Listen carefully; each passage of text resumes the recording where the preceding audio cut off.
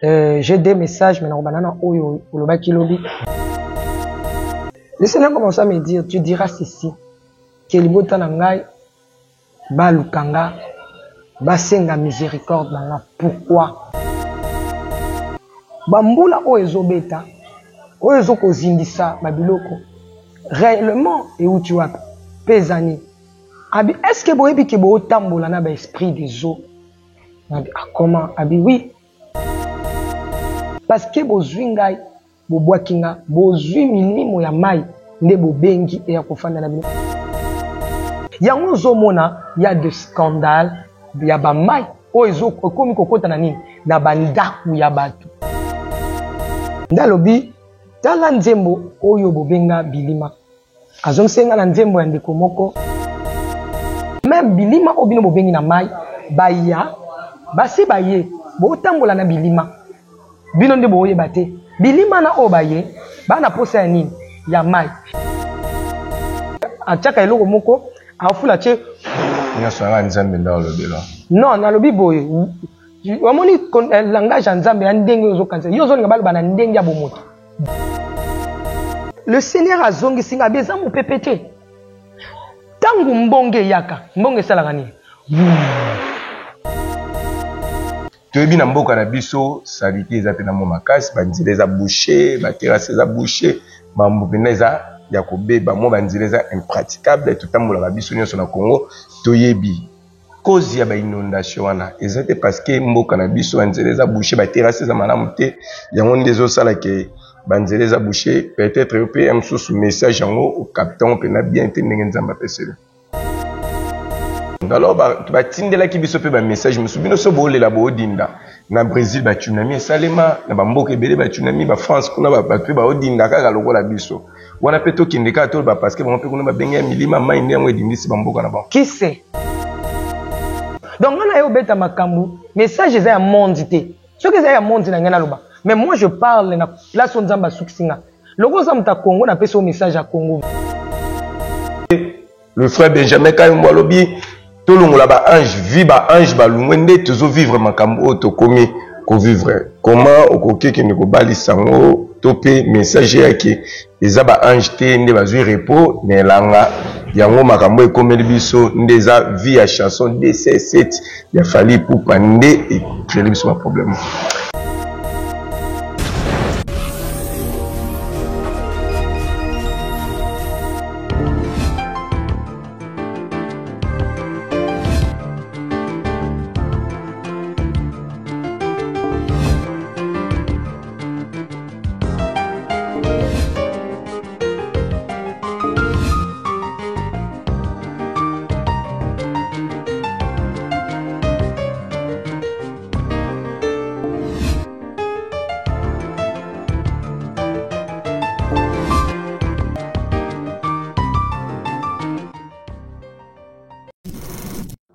Voilà.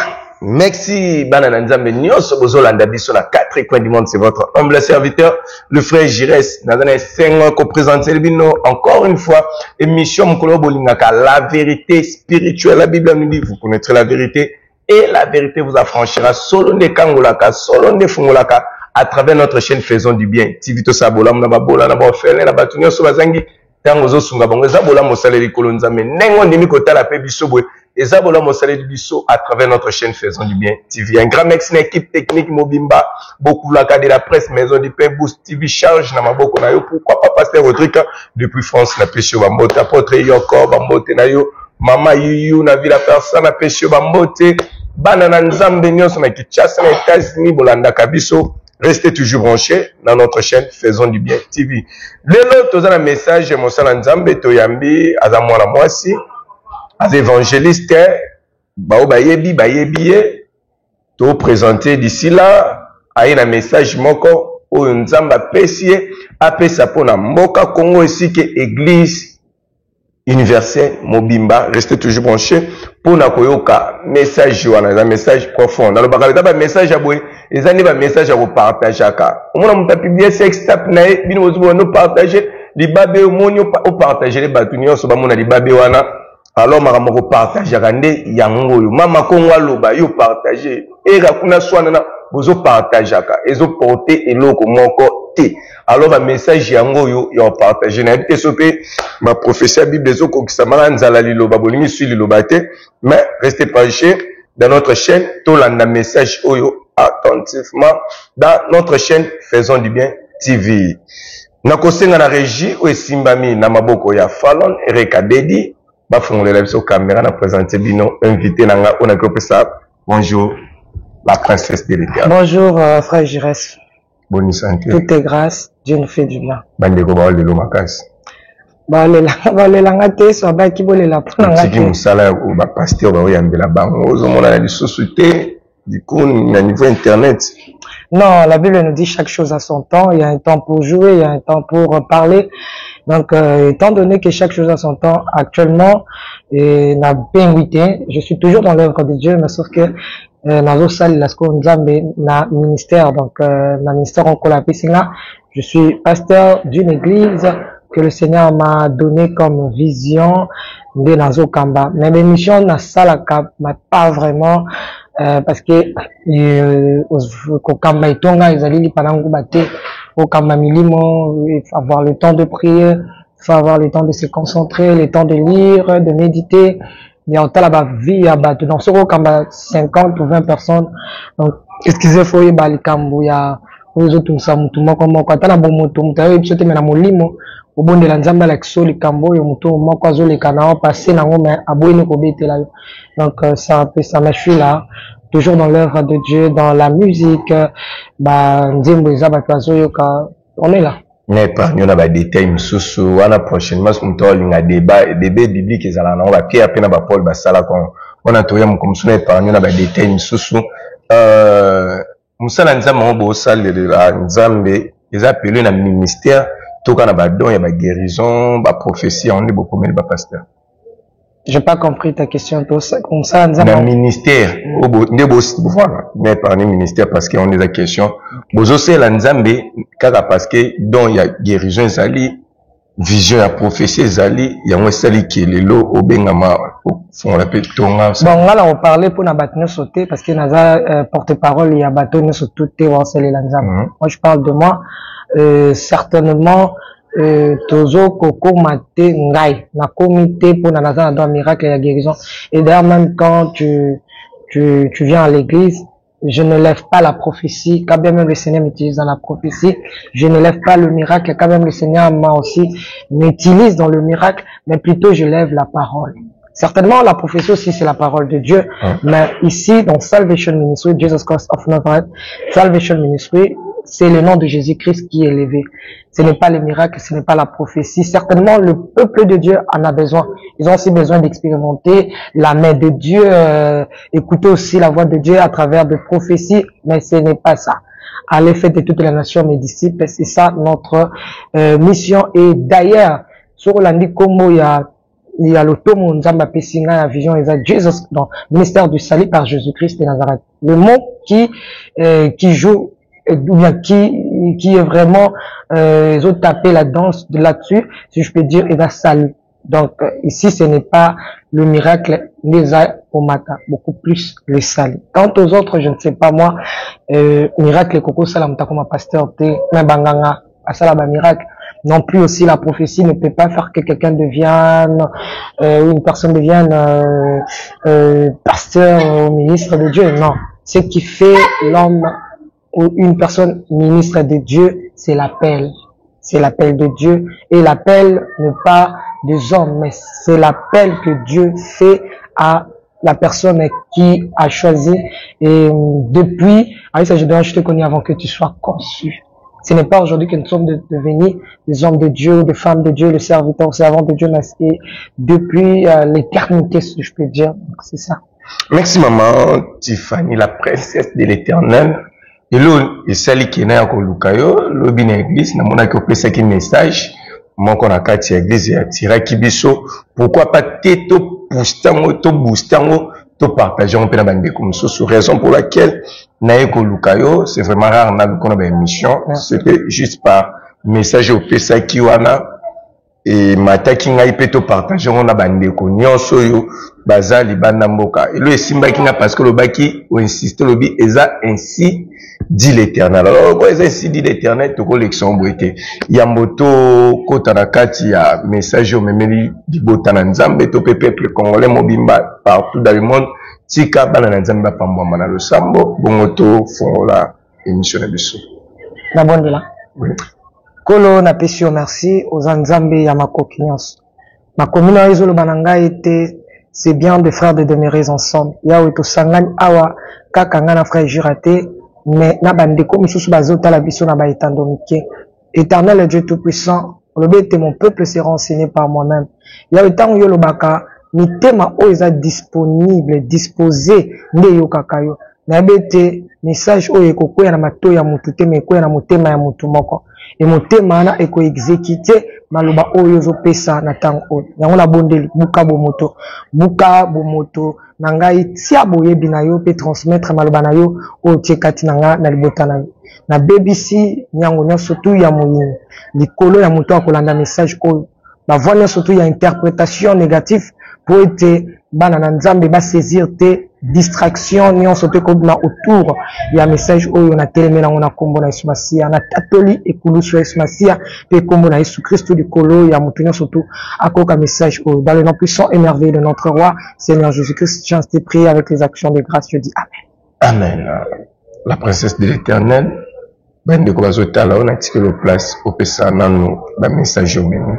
Merci frère, je reste d'abord na pesio merci au moins tant to lobaka na l'église ningo tolo bana de bien émission na langa ke lobike eza na batebele basala ka promotion na mabe certainement eloko eza la solo mabe basala ngo promotion makasi mais eloko eza ka ya solo kitoko batu babetela ngo masolo mingite j'ai des messages mais na banana oyo lobaki lobi na ngona bike na pesio merci parce que oyoki po yoko zonga lisusu pour que oyo balanda ki angote na libanda église o biskana ko kamba balanda ngona ba itando na bango na bande ko loba bozala ki na 4h ya lobi dimanche pour na total sa tongo to la culte na bande ki na lamuka ki na bomisano ndenge za la kaka wala mko zo méditer tozo prier mais na bande ko prier donc na sisi prière na ngai na bandi ko méditer mais lokwa na baki ngate mutu na kote ya dimanche na yambaki mukaya moko maman Zizel il y a Hollande, tozaki nepe na Hollande.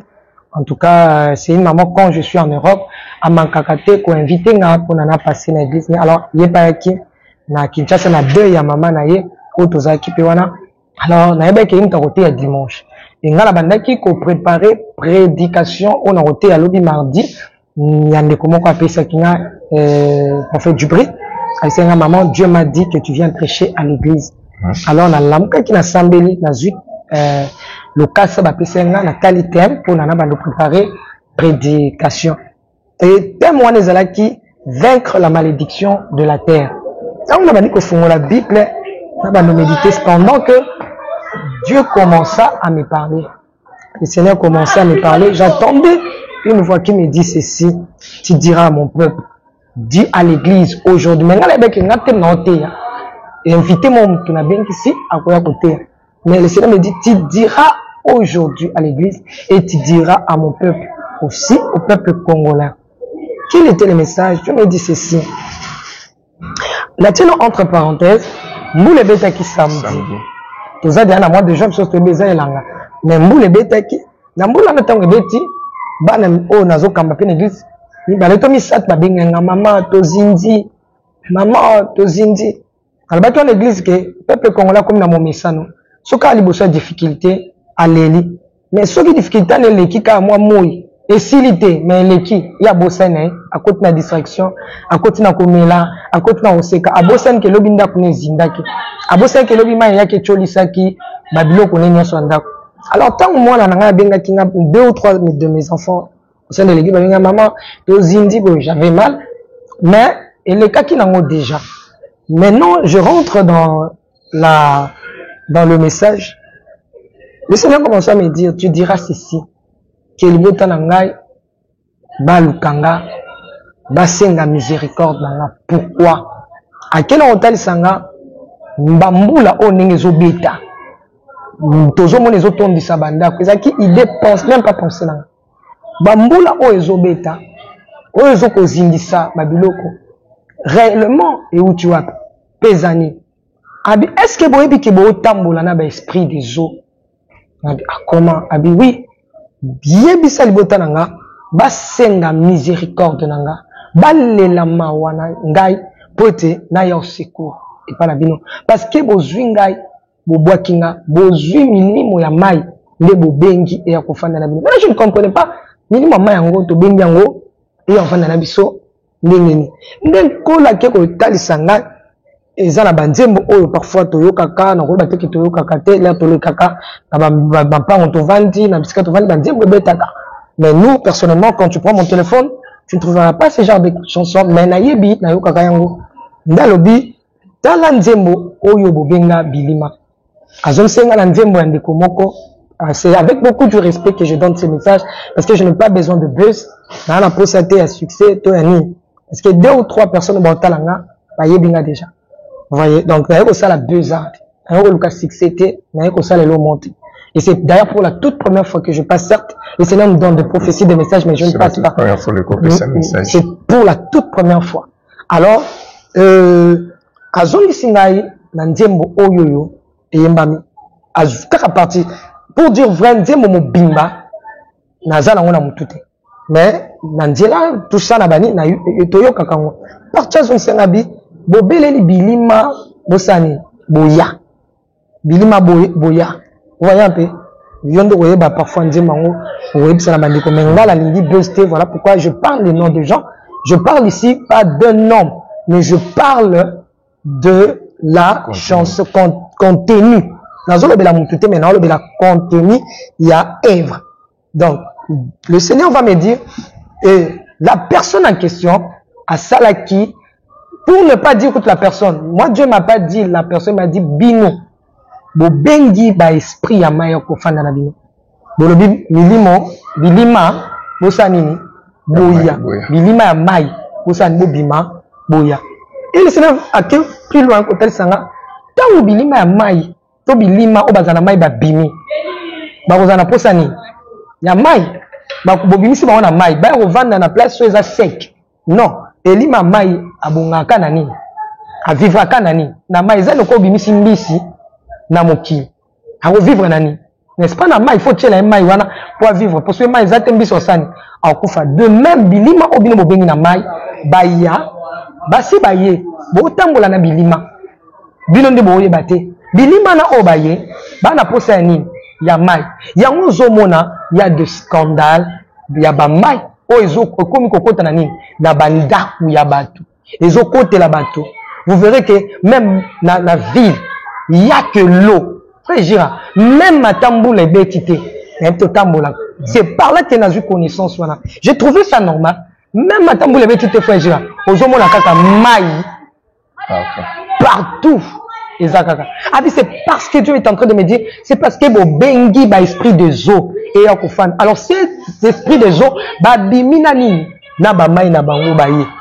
et ceux qui wana te le Seigneur est en train de me parler encore abi comme preuve certainement les gens disent que musicien on a topé de quoi na yembi azo fula mpepe vous comprenez a tchaka eloko moko a fula che nyasanga nzambe na lobela non na lobi boye wamoni langage en Nzambe ya ndenge ozokanisa yo zonga balo bana ndenge ya bomoto Dieu est esprit quand Dieu parle il parle en esprit tant ba yebisako que je vis na moni nzete zolingolo babo yo kasi ki amona ki nzete amoni langage spirituel et langage physique te quand Dieu te parle en Nzamba ya ba façon belé Nzamba ko bando lobelo na connaissance Nzamba ko bando ko lobelo de bouche à l'oreille bo solo la nebo. En tout cas, frère, je vous demande un peu. Moi, si j'ai accepté de passer sur ton plateau, ce n'est pas pour blaguer. Donc, on a coupé sa message. Quand il y a un message, au saneti, ou mettre dans des polémiques. Moi, je suis pas dans ça. Je suis pas venu, d'ailleurs, je suis venu donner le message que Dieu m'a donné. Et les choses spirituelles, et ça n'a pas mototé.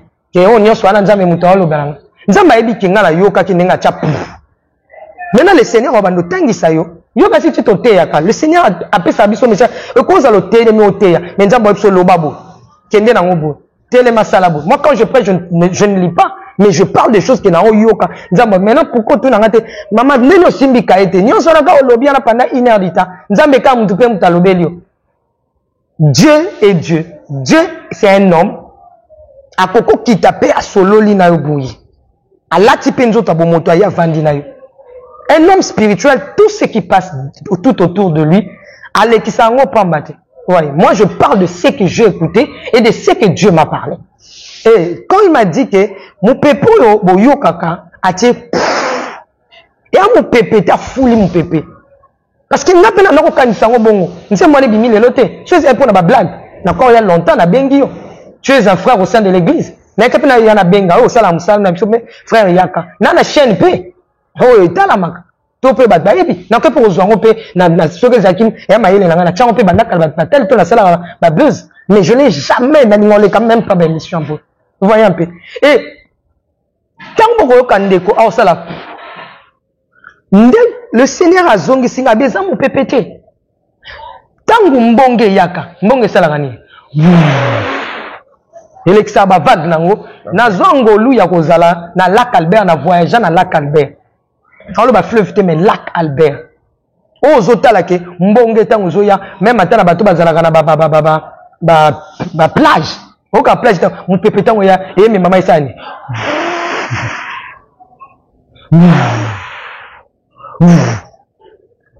Na pomoto ya bato belé, certes on peut dire que ah ndeko fula mon pépé, ndeko lo baboye, ndeko sala boye.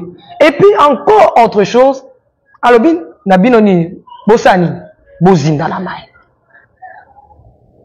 Bible dit que mon peuple périt faute de connaissance. Certainement bana ya mokilo bazalaka mayele, mais bana ya nzambe ni mutu bazama mayele. Vous voyez un peu. Et qu'est-ce que vous attendez?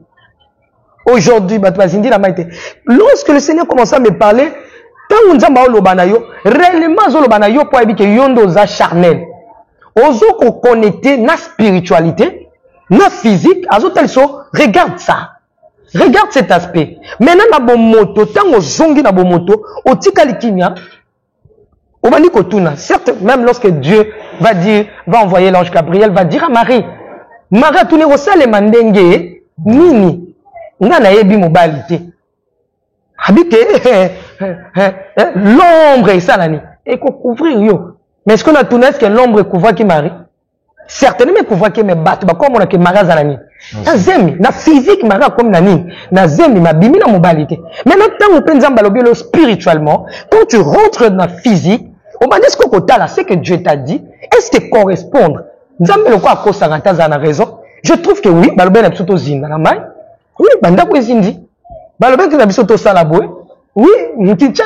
oui, alors, dès la vision, la parole que le Seigneur m'a donnée, dis à mon peuple d'implorer ma miséricorde, parce que, oh, bomoni amoukie, loko la bozo tambola na bilima ya mai.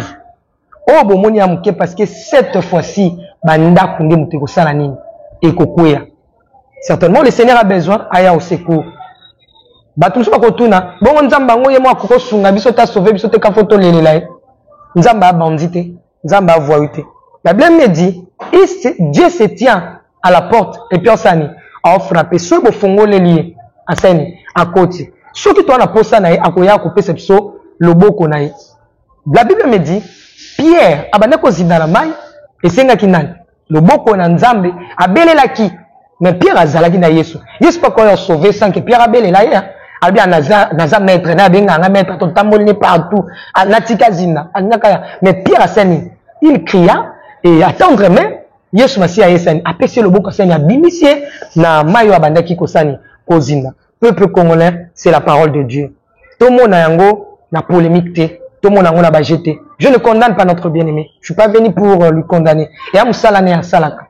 Vous voyez un peu et amusana sala. Mais ngala zoloba et zeloko oyo nenge kola tunanga soki mwana na yo ayibi o salani bakangi yo parents salani frère Jérès o kendo Holanda yo o futa mbongo obimisiye soki ko gangelo gangele nini sima na minute to koko condamner la personne te parce que derrière tout acte il y a un esprit to condamner mon tout te répéter pour to funda mutu mais to yende poto salani to lobela et loko yo ezana minute oyo to lela pour que sani et longwa musika na biso. C'est seulement la main de Dieu n'est que épargner biso. C'est un peu ça ce que Dieu m'avait parlé de dire na peuple congolais et puis à l'église et ba sel na nzambe baluka baton ya ko sengisa bana na nzambe to implorer enfin que milimo wana esani ezonga na mai parce que chaque esprit a la place à vivre.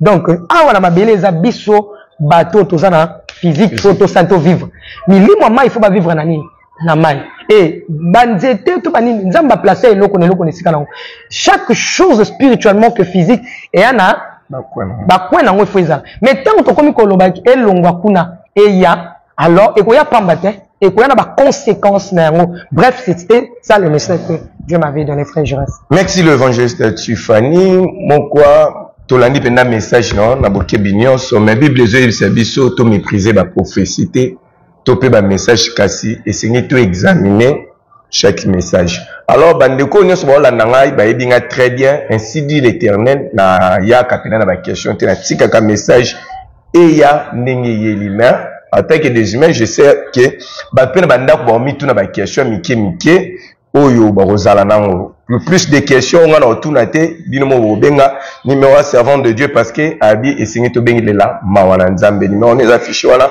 na c'est écran même tout na ngeza boye to bi na mboka na biso salite za pe na mo makasi banzile za boucher ba terrasse za boucher ba mbineza ya kobeba mo banzile za impraticable tout amola ba biso nyonso na Congo to yebi cause ya ba inondation wana ezate parce que mboka na biso banzile za boucher ba terrasse za malamu te yango ndezo sala ke banzele za boucher peut-être un sous message au capitaine peut na bien entendre nzamba peselo.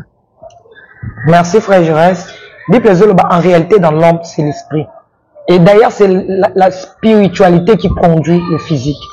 Certainement natala batumsu kwa cause avant tamanga so natala na mona niti basala biso change en mboka. Donc Dieu Congo comme la butu comme na moi. Dieu Congo comme et kenana mboka o e koma na butu Boutou Skonde et commis na Congo. J'ai basa l'échange. Réellement, au basa spirituel, on a la spiritualité.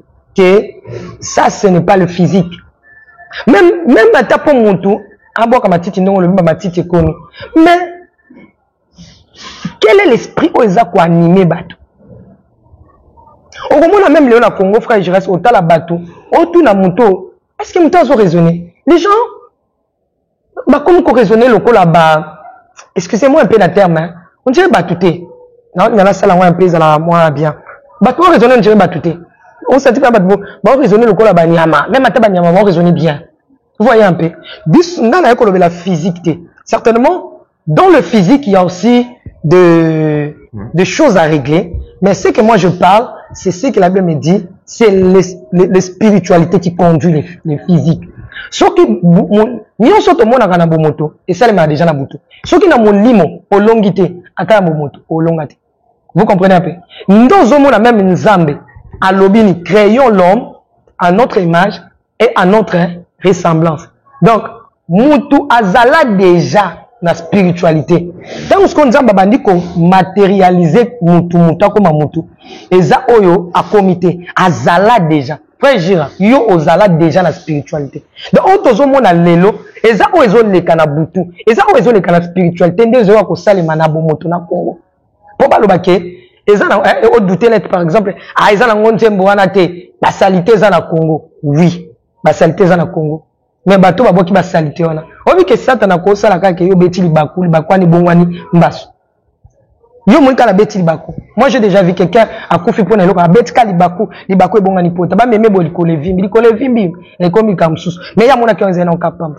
Donc moi je parle beaucoup de ce qui concerne ce qui est spirituel. Ce qui est spirituel l'évangéliste toki ni na ba angle misusu to mona ki pe ba vambulu ebeta mais la en pleine la ngambulu ebeti mais avant mbulu ebeta pour anjile dindaki ba vidéo ebimaki partout dans le monde. Alors, batindela ki biso pe ba message, me souviens so bo le la bo dinda. Na Brésil ba tsunami salema, na ba mboka ebele ba tsunami, ba France kuna ba pe ba odinda kaka lokola biso. Wana pe to kindeka to ba parce que bon pe kuna ba benga milima mai ndi amwe dindisi ba mboka na ba. Qui sait? Moi je parle du Congo, je ne parle pas na ba mboka que ba mboka na bango ndi baza épargné, non, ba peut ba sala ba sacrifice. Mais bango ya bango le monsieur ko uta pona mutu mususu. Dans ce qu'on a mutu X. Mais dans le pona contexte ya mbokana. La Bible me dit dans Ézéchiel 16. Tu diras à Jérusalem, tu es du pays de Canaan. Ton père était un Amoréen, ta mère une Étienne. Vous comprenez? Pourquoi nous avons précisé? Tu es du Canaan.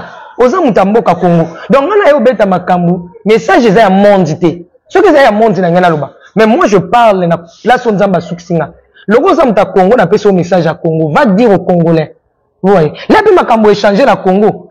To le batte que ndenge ni ka échanger la Congo to le lema na nzambe mba moto zui kimia mais bambo comme tu batika liko zinga. Vous voyez un peu. Moi je me limite là où le Seigneur m'a limité. Je ne t'en pas au baquet après ça un monde, je le dirai. Merci Maman Tiffany Tolandi explication un peu toko ba question ezala nga pena nazalo wala bato bazali banda ba omi tuna ba question par rapport ya message au comité ozaka na cadre ya ko examiner ba message na biso tomona ki awa ba misusu bazoloba parce que le frère Benjamin Kayumba lobi tolongola ba ange vi ba ange ba lungwende tozo vivre makambo to komi ko vivre comment okoki ke ne ko balisango topé message yake eza ba ange te nde bazwi repos ne langa yango makambo ekomeli biso ndeza via chanson DC7 ya fali pour pande et créer biso un problème. Ndeko Jira, je salue le frère Benjamin on là ba ange nde bozo bengaye ndeko ana soko tali thème et disons ba dire moko za indirect moko za direct. Frère Benjamin Lobi, Soki a proposé. Ngala komi na lola. Mais nazolo ba oyo nzamba lobi na ngai eza direct. Bilima bosala nini boya.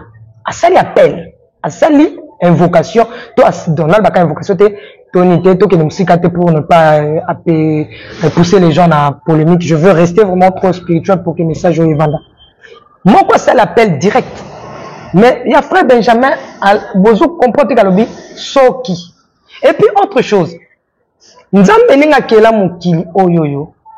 Vous comprenez? Akela et loko ne loko ezala na place na. Eza message à frère Benjamin que Soki ngala komi na lola ndenga na oyibisa ba ange. Ya lobi longola ba ange po ya bina. So vous savez que ba komi bina bina po na ye, là je peux croire.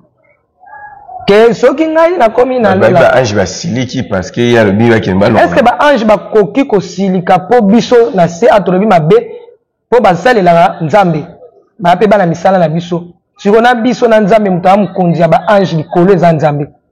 Siko so nzambe ebisi ange sala bo ange oboya kotosa nzambe po ngai na finga ki tonga na lobele mabe ange otosa nga abo tosa nzambe.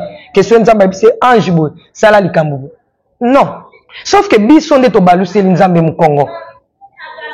Péché ya makasi on nzamba lingaka te eza idolâtrie. Tango yo balusi mu Congo ke ça l'appelle pas mutu mususu. Ndoko mona nzamba osala nini? A otika yo zotala osiko. Po péché mu Congo. C'est ce que Dieu m'a dit. Botikinga, bokiko ça l'appelle na bilima ya mai baya. Vous comprenez un peu. Donc, quand tu as polémique entre frère Benjamin, moi je ne parle pas de frère Benjamin, il y a un contexte que tu as. Moi je donne un message, frère Gira. Mais je vais épargner, je épargner la polémique. Je vais faire épargner la polémique, mais bateau va être la biso va épargner aussi.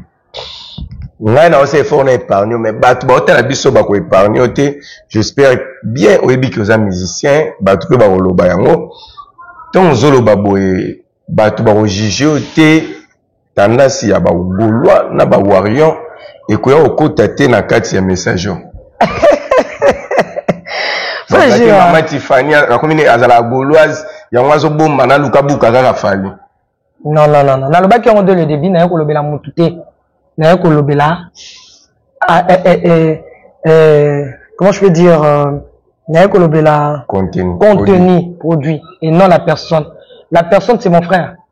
Frère, en passant, dans le émission, dans le cas qui est pas, il y a David Mombele, dont je salue aussi, dans le bas qui bouille, que, on a un voyage, moko. Nazala Kale, ba epsinga ke, na okota te, na Uganda. Il faut na zonga. Ce qui est que tout le la batte, ce qui est tendance gauloise, au warrior, moi je suis pas là, moi je suis un homme de Dieu, une servante de Dieu, je suis pasteur. Certes, le musicien, ce sont nos frères. Ezala Fali, Ezala Ferré, mais moi je ne parle pas de la personne, frère Gérald Malam. Je ne parle pas du personne, mais je parle na contenu. Na banda ko ebiso ke ngai na leka na Uganda. Baboya ba ngo refulenga pourquoi laisser passer na ngana koti ki passeport na ambassade d'Afrique ti de banda ko traîner. Alors na kei côté na est kozonga na nga avion ezate. Il fallait to kota na bande ko tozaki na moto kota pa Uganda, tozo avion na Uganda toya. Na zui laisser passer na Congo, ba pesi ngai date ba komi date ba pesi ngai mais date expiration ba pesi ngate. Tant to komi na Uganda, ba biki na lekate parce que date expiration ezate. Ba pesi ngai la zonga. Na telemano bi na leka ponani. Na leka ki tamba mimi pas mkonzi na bango na Uganda, je dis bien à Uganda. Na leka ki parce que ba tunga tué nazo kanglete, nazo mais disons na yo kangle mais na yebu kolobate. Nazo ko yo ka swahili mais na okoka koloba yango bien te. Batuni ngai ozali na nationalité ni nation congolaise. Congo oyo wapi? Na bi Congo Kinshasa. Ba bi na ngawe. Congo de Fali Ipupa. C'est ce que les Ougandais m'ont demandé. Congo de Fali Ipupa. Na répondé, na pasteur, na répondé, frère, na loba na bango, Fali c'est mon frère. Ah! Mbalamo wa isinga sani. Bima, na le capo na loba que Fali c'est mon frère. Na Uganda. Bandeko to voyager là-bas. Ce qu'on voit na warrior. Épargnez-moi dans ça. Les personnes, ce sont nos frères. D'une manière ou d'une autre, il faut la fierté du drapeau. Mais moi, je parle d'un contenu du message que Dieu m'a donné. J'insiste, frère, je reste épargnez-moi na polémique. Dans la pour ça message,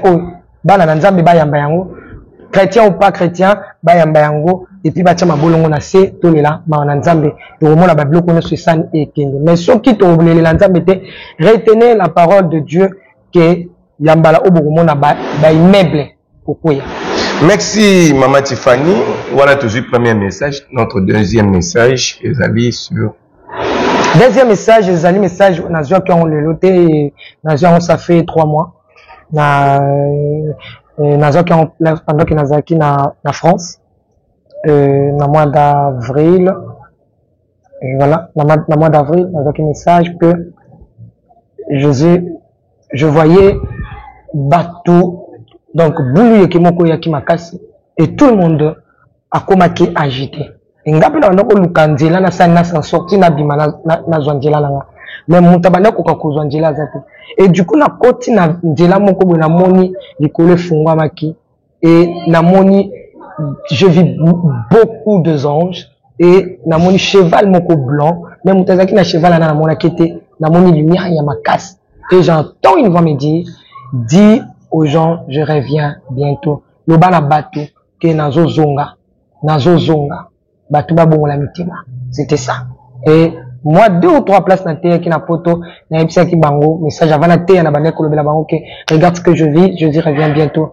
Jésus revient bientôt, Jésus revient bientôt. J'en profite, na micro na upona na lobayango ke ndeko zolandanga Yesu azonga. Ta Yesu soka zongi te ebakeli wape ezali. Lukanzela kubongisa nzela na yo. Ogane nyonso tu ya mokili c'est bien bon. Et bongo molema na yo. Okotia yango wape, obwaka yango wape. Na pe komisika message Yesu azozonga. Merci maman Tiffany, je crois que tout le monde comme na souka mais na ko épargner te na mon question oyo. Tout le monde qui notre maman Tama ou ABTP concerne un lobby après ba dispute na bango na prophète Nema boyaki makambo bela prophète Nema ba message a boyaki mais le loto moni bango ko kene ko luka sous prophète Nema pour na ko s'excuser maboko oyo aboya ki bateli na mutu akesu ko similer pour na bateli maboko. Est-ce que wana tango moni eza pardon sincère wa senga ki juste kaka po to pa senga ki on kaka po na récit ya concerné to pe milinga on a peine l'attaquer. Oyo eza malamu na vanda na certainement te na lia kana été. Parce que to c'est une mission déjà to lobela ki on to yo moni la mambole kaki la mambole. Bon sala ki bénédiction, c'est ce que je dis na vanda na été, na beta na été, na lia kana été, c'est ma sœur. Mais yo kana ngina loba na yebi pe motema na été. Mais je crois qu'ils sont sincères. Pour aller loko morote ou akolinga sa hypocrisie poizwa. Akobi pe ocha webi satan so akote le mutacha lolenda ochaka. Mais so mon mutami kiti si c'est qu'il y a sincère. So ka ke c'est qu'il y a sincère parce que na ba image au moins ba yambani bazomela baolia. Motema muto ayeba ngweza ka nzambe. Na batanga na lobeza sincère. Mais so nzamba tali motema lobeza sincère te. So na lobeza sincère te nzamba tali motema lobeza sincère. De Bible ko ba na biso ke. Nini on a moni pur, yo mona ngweza impur. Et loko on a la roloba kaka ke na sepeli. Na sepeli parce que papa mnima basa papa na biso. Omuntu so mwana opesa papa kanda mingi. Hein? Ezanga mabe. Mwana moko akopesa papa kanda dilala moko ko fixe avec malala nyoso. Mais le quoi ndeko na biso c'est notre sœur. Amikitisi à reconnaître que papa azonga na makolonie. Papa yambi. Debi be koloba. Bon ngai na se comporter le quoi mwana na enfant produit. Na ba na vendre non papa. Non, c'est son père. Bisika ba vandi koko na ngai psenga bo. Bisika ba vandi problème ezanga te. Ata basani so chango sika moko elelaka. Bang bang bang bang bang. Mais un moment on a pu passer qui m'écoute. Donc allez-y comprendre l'acte que notre sœur a fait. Coup de chapeau, chapeau bas. C'est ce que moi j'ai aimé, j'ai apprécié. Et puis si image il y a bolingo qui est entre nous le chrétien. Papa Néma c'est son père et la sœur Tama c'est la fille à papa Néma. Aux importés, on a tout le monde a polémique, il y a des gens qui s'habillent au ciment, des gens qui s'habillent au ciment. En fait, Néma a éduqué génération par rapport à Néma qui génération faut qu'on en parle ensemble. Et un problème à travers ces gestes. Non, il y a un problème. Attends, éduqué biso à papa. Papa éduqué à moi. Même Zambé, s'il est là éduqué biso. Merci, nous sommes arrivés à la fin de notre émission, la servante de Dieu. Dernier mot na yo, na numéro de téléphone pour la bande de so balandi biso à travers message yo. Voilà, je suis l'évangéliste Tiffany Mokwa, visionnaire de l'église Jesus Christ of Nazareth Salvation Ministry, ministère du salut par Jésus-Christ de Nazareth. Nous sommes dans la commune de Kalamou, précisément quartier Ezo, Yolo, sur l'avenue Pindi A61.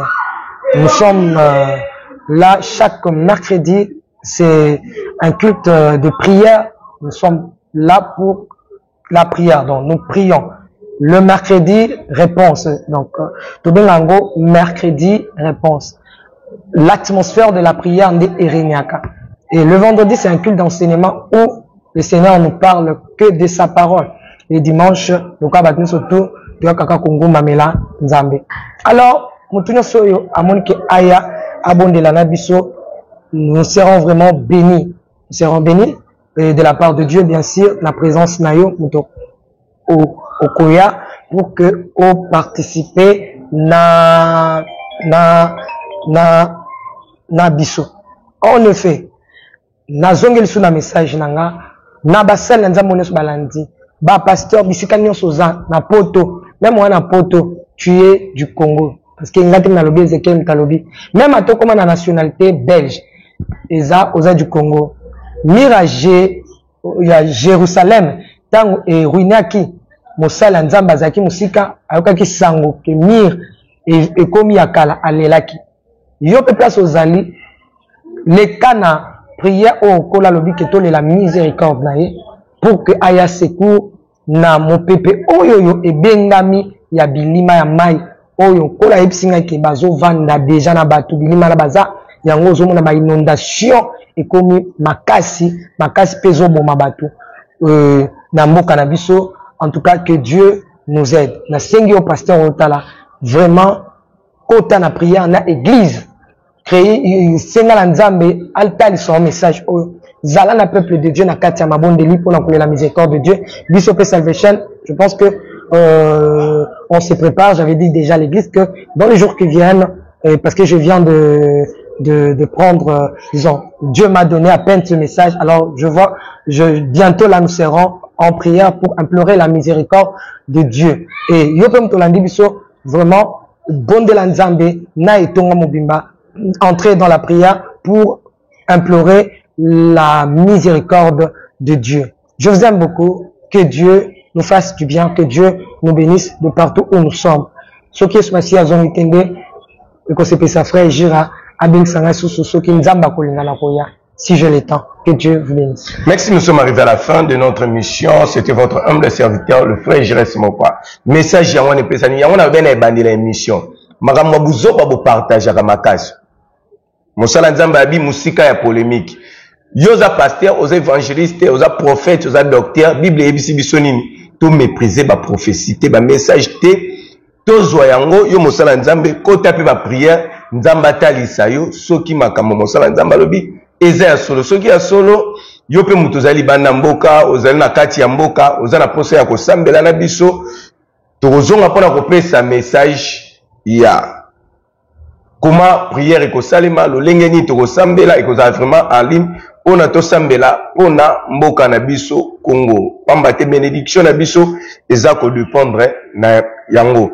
Alors, partagez mission kata yango, tia na ba TikTok, tia na ba Facebook, tia na ba YouTube, tia partout, message opena, et panzana pambate to senga, mawaya nzambe. C'était votre humble serviteur, le frère Jira Simopa, chaîne Abino Bolingaka Mingi, faisons du bien TV. Restez branchés, restez scotchés dans notre chaîne. Ceux qui connaissent Masia, Azongi Lelote, Akobi toujours na kobate la biso, Tozela Mawana Yekaka, Tokutani prochainement. Merci. Bye. Merci, Maman Tiffany. Merci, frère Jonas.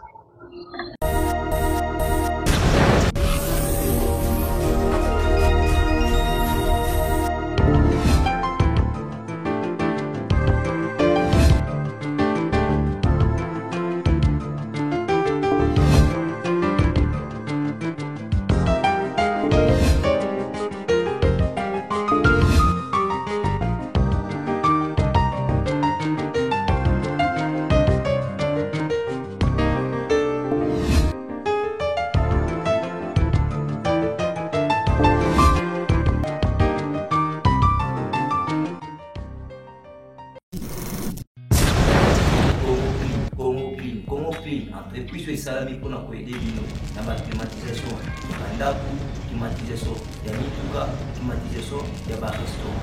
Baprogramme ya bino tu ya baclimatisation ya bachambre forte omokili ye mpona koresoudre yango. Tozali wana mpona entretien, réparation, to mpe montage ya baclimatisation ya bino. Okozala na baproblème te parce que tozali na batechnicien oyo bazali qualifié. Okobenga biso na numéro oyo 089 38 02 531 na bandeli lisusu 089 38 02 531 097 84 81 585. Numéro la biso, nous allons à boulevard en 30 jours, dans les mêmes Paul ici, Benga, Congo Clim pour la solution.